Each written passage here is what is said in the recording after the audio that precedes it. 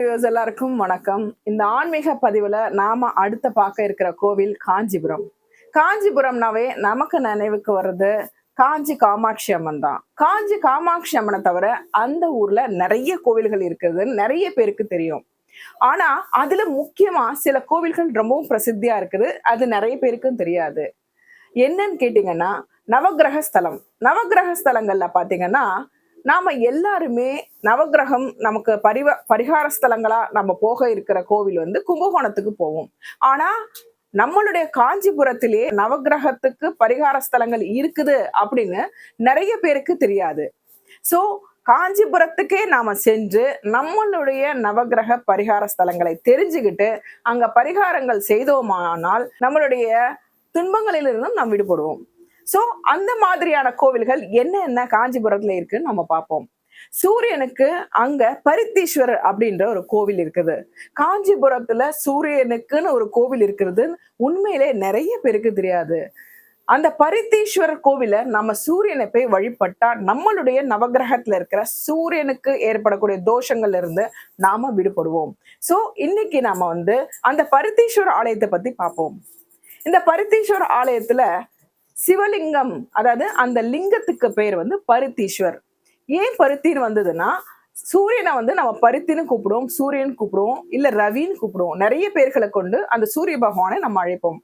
அந்த சூரிய பகவானே ஈஸ்வரனை வழிபட்டதுனால அங்க பருத்தீஸ்வரர் அப்படின்ற பெயர் வர காரணமாயிற்று.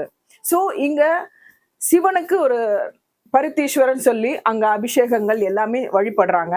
ஆனா இங்க அம்மனுக்குன்னு தனி சன்னதி இல்லை. ஏன் இல்லைன்னா காஞ்சி காமாட்சி அம்மனையே அம்மனாக முதன்மையான அம்மனாக கருதுவதால் அங்க அம்மனுக்குன்னு தனியாக சன்னதி இல்லை. அதற்கு பதில் அங்க வந்து வல்லப கணபதி விநாயகர் சன்னதியும் சூரியன் வழிபட்டதுனால அங்க வந்து சூரியனுக்கு ஒரு தனி சன்னதியும் அமைக்கப்பட்டிருக்கிறது.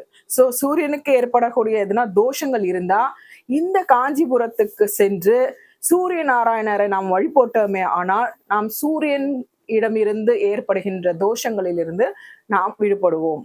அது மட்டும் இல்லைங்க, இங்க நிறைய சந்திரனுக்கு ஸ்தலம் இருக்கு. அடுத்த பார்க்க இருக்கிற ஸ்தலம் பாத்தீங்கன்னா சுக்கிரனுக்கு இருக்கக்கூடிய காஞ்சிபுரத்துல விசேஷமான ஸ்தலம்.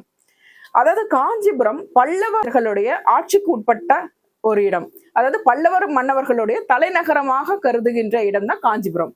இந்த காஞ்சிபுரம் நமக்கு என்னன்னு வலியுறுத்துதுன்னா பழமையான தொன்மையான காலத்தை, பழங்கால தொன்மையான கலாச்சாரத்தையும் இங்க பட்டு நெசவையும் மற்றும் அங்கு உள்ள இந்த காஞ்சிபுரத்துல அடுத்த பார்க்க இருக்கிற ஸ்தலம் சுக்கிரஸ்தலம். இந்த சுக்கிரீஸ்வரர் ஸ்தலம், அதாவது இஷ்ட சித்தீஸ்வர் அப்படின்னு சொல்லுவாங்க, கச்சாபேஸ்வரர் சொல்றாங்க.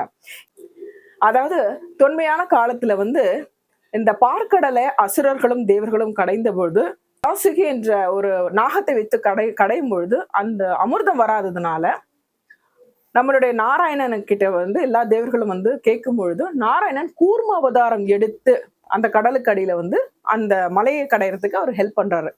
அந்த கடைஞ்ச அமிர்தெல்லாம் வந்த பிறகும் அந்த கூர்ம அவதாரத்துல இருந்து அவர் விடுபடாம இருந்ததுனால அந்த பார்க்கடலை ஃபுல்லா சுற்றி திரிஞ்சு இருந்தாரு. அதை பார்த்த தேவர்கள்லாம் வந்து சிவனிடம் போய் கேட்கவும் சிவன் என்ன பண்ணாரு, அந்த கூர்ம அவதாரத்தை வந்து அழித்து, அதாவது அந்த மண்டை ஓடு கச்சபம் என்று சொல்றாங்க இல்லையா, அந்த அதுல இருந்து விடுபட செய்தார். அப்போ அதுல இருந்து விடுபட்ட நாராயணன் கச்சப ரூபமாக, அதாவது அந்த மண்டை ஓட்டுல இருக்கிற சிவனை வழிபட்டதால ஈஸ்வரர் லிங்கம் அப்படின்னு சொல்லி கூப்பிடுறாங்க.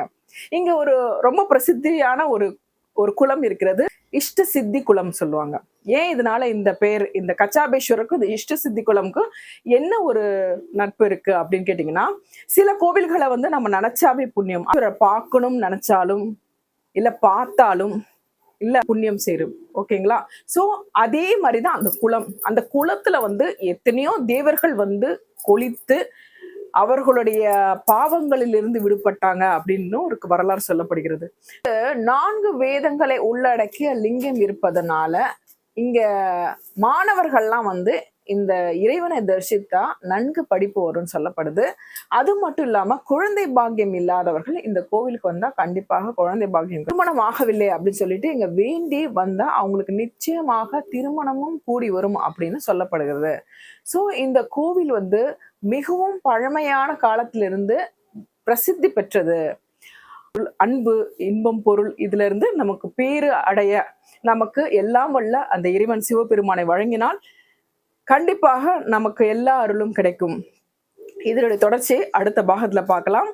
இது போன்ற வீடியோக்கள் உங்களை வந்து அடையணும்னா நீங்க செய்ய வேண்டியது ஒண்ணே ஒன்றுதாங்க. எங்களுடைய சேனலுக்கு சப்ஸ்கிரைப் பண்ணி, லைக் பண்ணி, ஷேர் பண்ணுங்க. நன்றி, வணக்கம்.